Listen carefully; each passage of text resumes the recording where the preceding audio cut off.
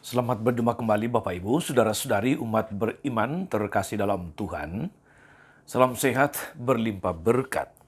Hari Selasa dalam Pekan Suci 26 Maret 2024. Saya Magus CSSR mengajak saudari-saudara merenungkan kutipan Injil Yohanes bab 13 ayat 21 sampai 33, dilanjutkan ayat 36 sampai 38. Kita mendengarkan sabda Tuhan. Dalam nama Bapa dan Putra dan Roh Kudus. Amin. Dalam perjamuan Paskah dengan murid-muridnya, Yesus sangat terharu lalu bersaksi, "Aku berkata kepadamu sesungguhnya, seorang di antara kamu akan menyerahkan aku." Murid-murid itu memandang seorang kepada yang lain. Mereka bertanya-tanya, siapa yang dimaksudkannya?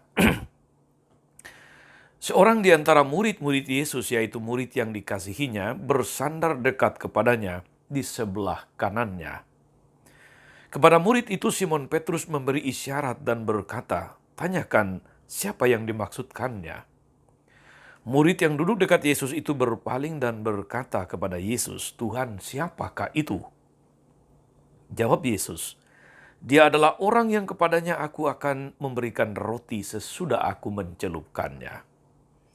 Sesudah berkata demikian, Yesus mengambil roti, mencelupkannya, dan memberikannya kepada Yudas, anak Simon Iskariot.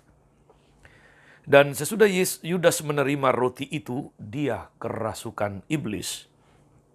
Maka Yesus berkata kepadanya, "Apa yang hendak kau perbuat, perbuatlah dengan segera." Tetapi tak ada seorang pun dari antara mereka yang duduk makan itu mengerti apa maksud Yesus mengatakan itu kepada Yudas. Karena Yudas memegang kas, ada yang menyangka bahwa Yesus menyuruh dia membeli apa-apa yang perlu untuk perayaan itu, atau memberi apa-apa kepada kaum miskin. Yudas menerima roti itu, lalu segera pergi. Pada waktu itu hari sudah malam. Sesudah Yudas pergi, berkatalah Yesus, "Sekarang anak manusia dipermuliakan dan Allah dipermuliakan di dalam dia. Jikalau Allah dipermuliakan dalam dia, Allah akan mempermuliakan dia juga dalam dirinya dan akan mempermuliakan dia dengan segera. Hai anak-anakku, tinggal sedikit waktu saja aku bersama kamu. Kamu akan mencari aku, dan seperti telah kukatakan kepada orang-orang Yahudi, ke tempat aku pergi tak mungkin kamu datang, demikian pula aku mengatakannya sekarang itu kepada kamu." Simon Petrus berkata kepada Yesus, "Tuhan, kemanakah engkau pergi?"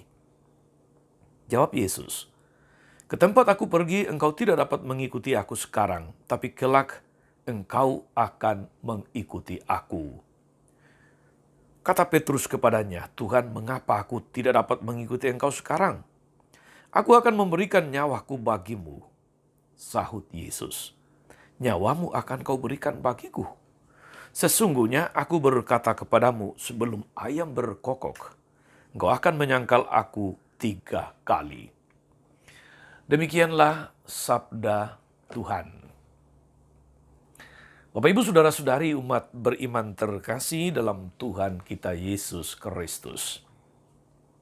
Ada pepatah yang berbunyi, musuh dalam selimut. Kata musuh dalam selimut itu bermaknakan atau memiliki arti bahwa musuh bisa ada dari orang-orang terdekat kita, dari lingkaran kita, dari keluarga kita, dari circle kita. Justru sebuah pengkhianatan yang dilakukan oleh musuh dalam selimut itu akan memberikan dampak sakit hati yang lebih besar daripada biasanya. Maka saudara-saudari yang terkasih,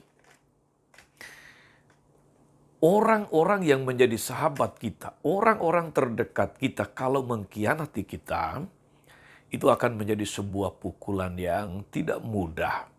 Sungguh menyakitkan, sungguh mencederai relasi-relasi yang telah dibangun. Maka tepati janji adalah bukti bahwa seseorang adalah sahabat yang sejati bagi sesamanya. Janji menjadi istimewa bukan karena diucapkan saudari-saudara, melainkan karena dinyatakan dalam tindakan yang penuh dengan makna. Menarik untuk kita refleksikan saudara-saudara bahwa pengkhianatan itu pelanggaran serius di dalam sebuah relasi, di dalam sebuah persahabatan. Lalu, apa reaksi kita misalnya saudara-saudari ketika dalam WhatsApp grup keluarga, WhatsApp grup tempat kerja, WhatsApp grup dewan paroki, atau apapun itu. Ketika ada orang yang kita jadikan panutan mengatakan bahwa salah satu anggota grup akan menjadi pengkhianat, apa reaksi kita saudara-saudari? Tentu saja semuanya menjadi gaduh. Orang menjadi saling curiga, saling menuduh satu sama yang lain. Lalu timbul rasa tidak percaya serta merasa tidak nyaman lagi. Itulah suasana di antara para rasul ketika Yesus bersama mereka melakukan perjamuan Paskah. Saudara-saudara umat beriman terkasih, terkadang kita mengkhianati sahabat dengan menyalahkannya, dengan memojokkannya, dengan katakanlah dengan tuduhan palsu, hanya untuk menyelamatkan diri kita sendiri. Akibatnya, kita mungkin saja terhindar dari masalah, kita terhindar dari hukuman, tetapi kita kehilangan sahabat. Padahal bentuk nyata bahwa kita mengasihi dan menghidupi iman kita adalah dengan bersaksi sebagai atau menjadi sahabat sejati sampai akhirnya menjadi berkat bagi orang lain. Saudara-saudara umat beriman yang diberkati oleh Tuhan, dalam perjamuan Paskah para rasul bertanya satu kepada yang lain mengenai siapa yang akan menyerahkan Yesus. Karena Yesus mengatakan, salah seorang di antara kamu akan mengkhianati aku. Siapa yang akan menyerahkan Yesus? Dan kemana Yesus hendak pergi? Dalam pengajarannya Yesus mengajak mereka justru untuk melampaui keresahan hati dan kemudian melihat segala sesuatu, melihat peristiwa itu dari kacamata Allah sendiri. Pada waktunya nanti para murid akan menjadi saksi-saksi yang terpenting yang harus mengatasi dimensi manusiawi mereka. Ada saat saudara-saudari kita merasa bahwa menjadi murid Kristus itu cukup dengan apa yang sudah kita lakukan. Akan tetapi Yesus memperingatkan bahwa salib itu adalah bagian dari proses menuju rencana Allah, yakni keselamatan bagi banyak orang. Kita tidak menjadi Kristen untuk menggapai kesalehan pribadi, tapi untuk mewujudkan dunia menjadi lebih sesuai dengan kehendak Allah. Saudari-saudaraku, pertanyaan Yesus atau pernyataan Yesus bahwa seseorang akan mengkhianati aku menjadi sebuah bahan refleksi untuk kita dalam relasi dengan Tuhan, dalam persahabatan kita dengan Tuhan.